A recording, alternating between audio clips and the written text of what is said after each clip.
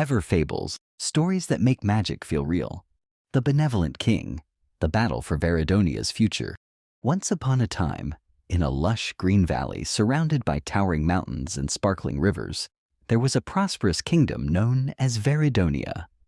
The land was blessed with bountiful harvests, crystal clear lakes, and a vibrant forest teeming with creatures of every kind.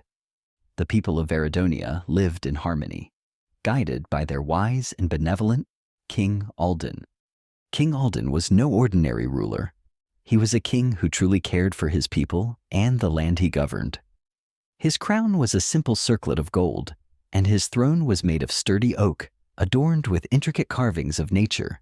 He spent his days walking among his people, listening to their concerns and solving their problems with great empathy and fairness. One day, a mysterious traveler arrived in Veridonia. Dressed in tattered clothes and with a weary expression, the traveler spoke of a looming threat from the neighboring kingdom of Gildoria, ruled by the ambitious King Mordecai.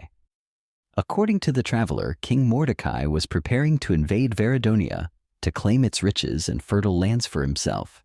King Alden, known for his calm demeanor, took the news with a heavy heart. He called for a council of his most trusted advisors and friends.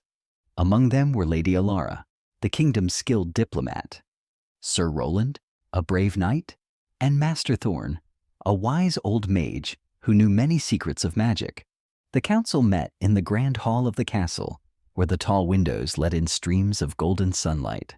King Alden laid out the situation, and after much discussion, it was decided that the kingdom would need to prepare for the worst, while hoping for the best. Lady Alara was tasked with negotiating with the Gildorian envoys to see if a peaceful resolution could be reached. She journeyed to the border, where she met with the emissaries of King Mordecai. Despite her best efforts, the talks were fruitless. King Mordecai was adamant about his plans for conquest, believing that only through domination could he secure his legacy. Meanwhile, Sir Roland rallied the kingdom's soldiers, training them rigorously in preparation for any possible conflict. Master Thorn, using his knowledge of ancient spells, enchanted the kingdom's defenses to make them stronger and more resilient.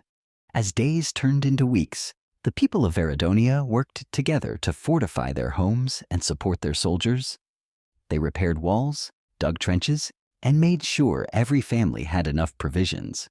The unity and determination of the people inspired hope, even in the darkest of times. One crisp autumn morning, as the golden leaves fell gently from the trees, King Alden received word that the Gildorian army was marching toward Veridonia. The king knew that a battle was imminent, and he prepared to lead his people with courage and wisdom. On the eve of the battle, King Alden stood on the castle walls, overlooking the kingdom he had sworn to protect. He spoke to his people, addressing them with words of reassurance and strength.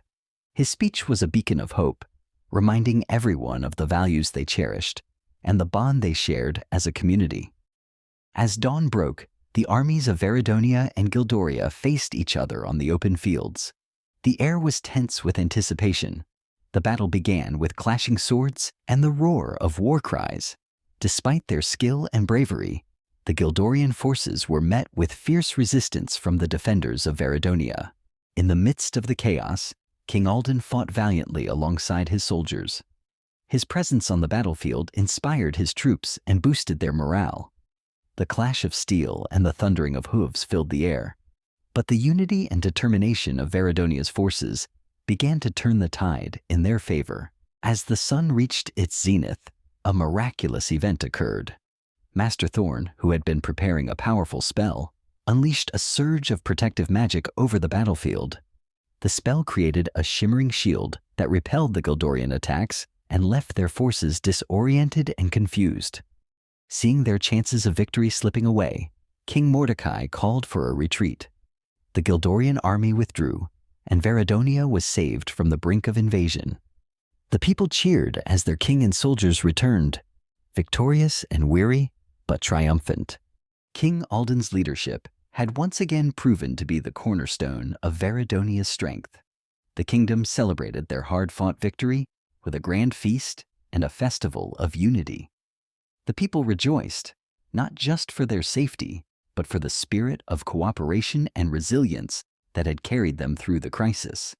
In the years that followed, Veridonia flourished even more. King Alden continued to rule with wisdom and compassion, always remembering the lessons learned from the conflict. The kingdom remained a beacon of hope and harmony, its people living in peace and prosperity under the watchful eye of their beloved king. And so, the story of King Alden and the kingdom of Veridonia became a legend, passed down through generations as a tale of courage, unity, and the enduring power of a leader who truly cared for his people. The moral of the story is that true leadership is defined by wisdom, compassion, and the ability to inspire unity among people. A leader who genuinely cares for their people, listens to their concerns, and guides them with empathy can overcome even the greatest challenges. The strength of a community lies in its solidarity and resilience. The end. Subscribe for more.